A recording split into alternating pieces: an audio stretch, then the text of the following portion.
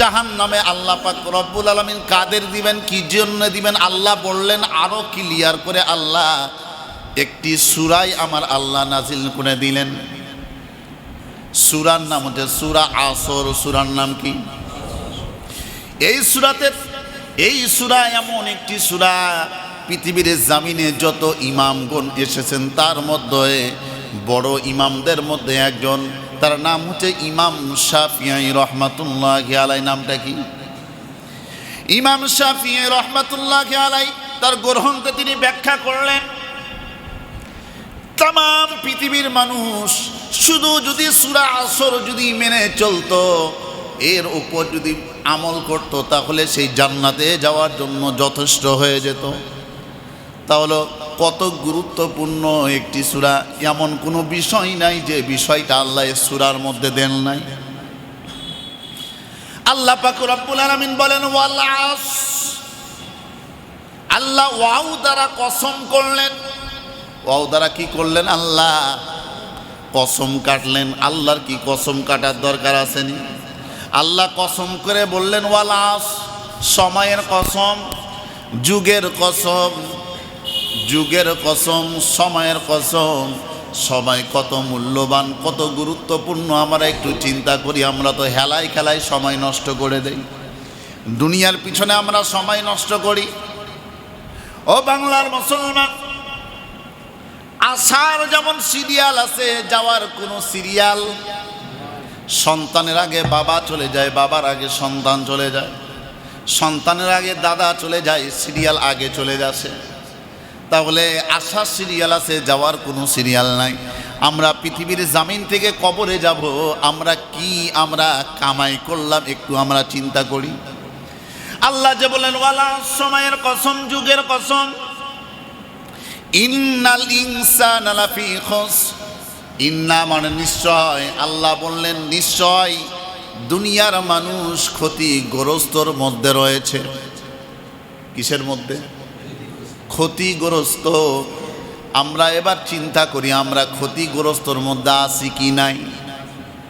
ও বাংলার মুসলমান, 24 ঘন্টাকে আমরা যদি একটু যোগ বিয়োগ যদি করি, চিন্তা করি কতটুকু আমরা ভালো কাজ করলাম, কতগুলো আমরা খারাপ কাজ করলাম, কতগুলো কাজ আল্লাহ সন্তুষ্টির জন্য আমরা পালন করলাম, আল্লাহর হুকুমগুলো 24 ঘন্টার মধ্যে কতগুলো আমি পালন করলাম, কতগুলো আমি শয়তানকে রাজি খুশি করার জন্য আমি পালন করলাম, কতটা সময় আমি আল্লাহর কাছে ব্যয় করলাম, কতটা সময় আমি নামাজের পিছনে আমি সময় ব্যয় করলাম, কতটা সময় আমি কোরআন তেলাওয়াতের মাধ্যমে আমি সময় ব্যয় করলাম, কতটুকু আমি সময় কোরআন হাদিস সঞ্চয়ের কারণে আমি স্টাডির মাধ্যমে আমি সময় ব্যয় করলাম, কতগুলো সময় আমি ইসলামের গবেষণার মাধ্যমে আমি সময় ব্যয় করলাম, আবার কতগুলো সময় আমি গীবত শাকায়াত গল্প গুজবের মাধ্যমে আমি সময় নষ্ট করে দিলাম।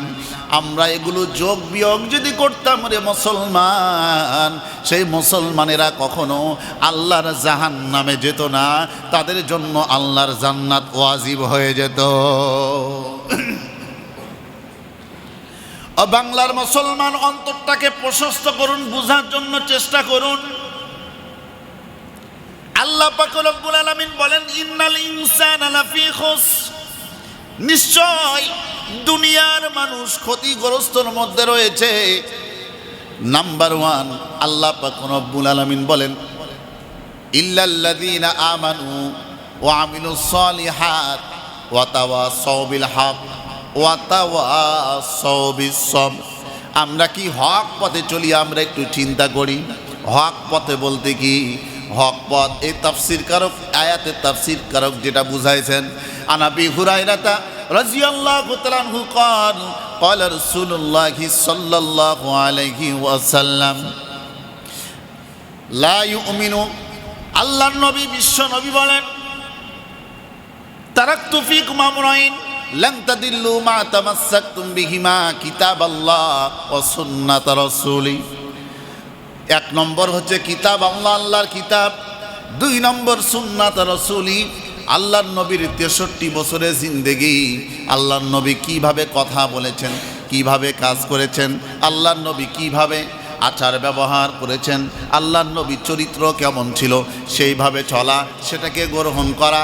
ও মুসলমান ভাইরা, এটাই হচ্ছে হক পথ, হক রাস্তা।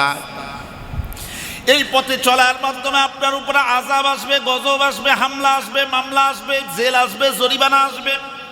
আপনাকে বোমা হামলার আপনাকে সম্মুখীন হতে পারে, গুলির সামনে আপনাকে দাঁড়াতে হতে পারে, আপনাকে কামানের সামনে দাঁড়াতে হতে পারে, কত রকমের আপনার উপর ঝড় আসতে পারে। এরপরেও হকের পক্ষে, ইসলামের পক্ষে অটল থাকতে হবে। ও মুসলমান ভাইরা, আমরা থাকতে রাজি কি? হক পথ, হক রাস্তা। আদম আলাইহিস সালাম থেকে কিয়ামত পর্যন্ত যারা থাকবে তারা একটা সার্টিফিকেট পাবে, তার নাম হচ্ছে আল্লাহ পাক রব্বুল আলামিন বলেন ওয়াসিকাল্লাযীনা তাকাউ রাব্বাহুম ইলাল জান্নাতি যুমারা। সেই পথের নাম কি? সে পথের নাম কি? জান্নাত। আর যারা এই পথে থাকবেন, আল্লাহ পাক রব্বুল আলামিন তাদের ব্যাপারে বলেন ওয়াসিকাল্লাযীনা কাফারু